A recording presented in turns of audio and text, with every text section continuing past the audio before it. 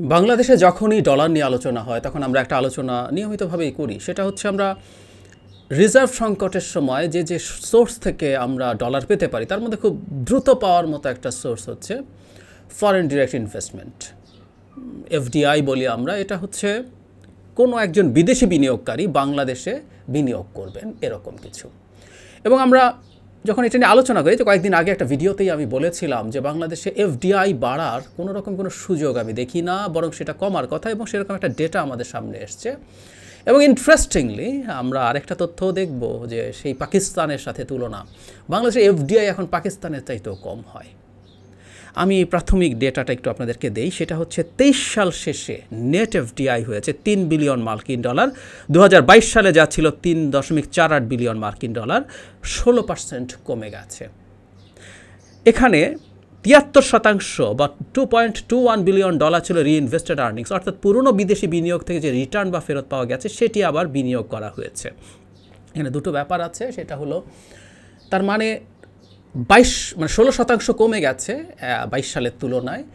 এবং কেন কমেছে আবারও বলবো, আগেও বলেছি, কিন্তু 73%ই আসলে নতুন বিনিয়োগ এসছে তা না। আপনি এদেশে ব্যবসা করছিলেন, ব্যবসা করে আপনার প্রতিষ্ঠান লাভ করেছে, সেই লাভটা না নিয়ে গিয়ে আপনি আবার ইনভেস্ট করছেন।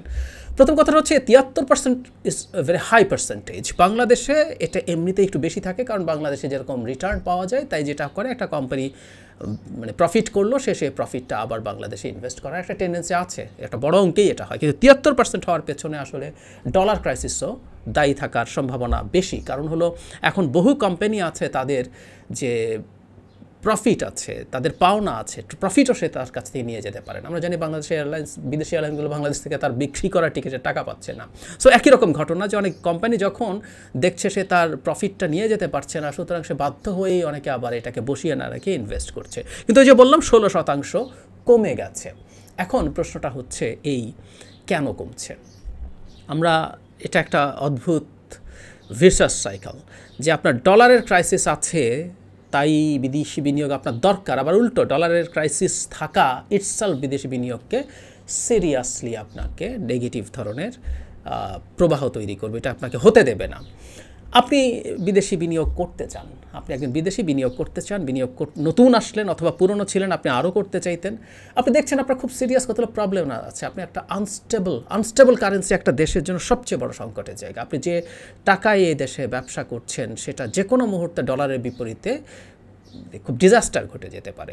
বিদেশি বিনিয়োগ করা কোম্পানি তো সবাই বিদেশে পণ্য নিয়ে যায় না, অনেকে কিন্তু দেশে পণ্য বিক্রি করে। তো সুতরাং যদি দেশে পণ্য আপনি বিক্রি করেন, অনেক ক্ষেত্রেই এই ঘটনা আছে যে আপনি মেলাতে পারবেন না। আপনি প্রফিট দেশি টাকায় করলেন, কিন্তু পরে এটাকে ডলারে কনভার্ট করতে গিয়ে দেখলেন ডলার অনেক কম পাচ্ছেন, কারণ দিনের শেষে তো সেখানে বিনিয়োগ করেছে ডলারটা নিয়ে যাওয়ার জন্য। ওই যে বললাম, তারপর আপনি ডলার নিয়ে যেতে পারছেন না, সরকারের নানান রকম রেস্ট্রিকশন, এগুলো সবাইকে সিরিয়াসলি ডিমোটিভেটেড করার কথাই। জ্বালানির সিরিয়াস সংকট আছে, এটাও ডলার সংকটের সাথে জড়িত। আপনার ডলার যেহেতু নাই যথেষ্ট, আপনি প্রাইমারি জ্বালানি আপনি আনছেন না, গ্যাস, তেল, এগুলো, কয়লা, ফলে যেটা হচ্ছে মারাত্মক লোডশেডিং হচ্ছে। লোডশেডিংয়ের মধ্যে আপনি ইন্ডাস্ট্রি করে কিভাবে টেকাবেন? আপনি যদি জেনারেটরই চালাতে হয় অনেক বেশি সময়, দেখা গেল ওইখানকার তরল জ্বালানি খাতে আপনি ডিজেল দিয়েও যদি চালান, আপনার অনেক অনেক বেশি টাকা খরচ হবে, ফলে আপনার ব্যবসা আসলে দিনের শেষে প্রফিটেবল থাকবে না।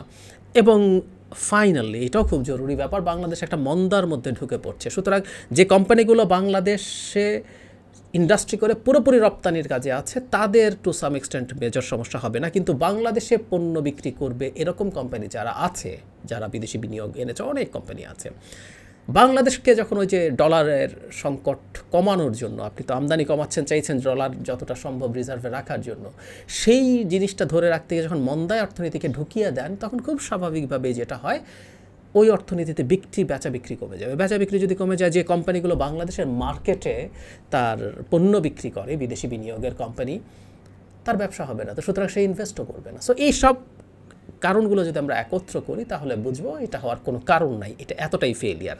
এখন ফেলিয়ারটা কোন পর্যায়ে গেছে? কয়েকদিন আগে একটা বইয়ের প্রকাশনা উৎসব হয়েছে, বণিক বার্তা একটা নিউজ এসছে, জনাব রেহমান সোবহান কি বলেছেন আমি পড়ি, এবং এই ভদ্রলোক আওয়ামীপন্থী মানুষ, আমরা খুব ভালো মতোই জানি, সুতরাং ওনার কথাকে বিরোধীদের ষড়যন্ত্র এবং প্রধানমন্ত্রী যে রীতিমতো প্রায়ই বুদ্ধিজীবীদেরকে ক্ষুব্ধতা প্রকাশ করেন, প্রতি উনি অনেক কড়া কথা বলেন। জনাব রেহমান সোবহানকে এভাবে ট্যাগ করা সম্ভব না। যাই উনি বলছেন, কয়েক বছর ধরে বাংলাদেশে গড়ে 6% জিডিপি প্রবৃদ্ধি অর্জিত হলেও নিয়মতান্ত্রিক ও প্রাতিষ্ঠানিক অব্যবস্থাপনার কারণে বিদেশি বিনিয়োগ পাকিস্তানের চেয়ে কম আসছে বলে মন্তব্য করেছেন অর্থনীতিবিদ অধ্যাপক রেহমান সোবহান। তিনি বলেন, আইনকে পাশ কাটিয়ে সব কিছু ম্যানেজ করার প্রবণতার ফলে দেশে প্রাতিষ্ঠানিক ব্যবস্থা আছে বলে কেউ বিশ্বাস করছে না, তাই এখানে বিদেশি বিনিয়োগ বাড়ছে না।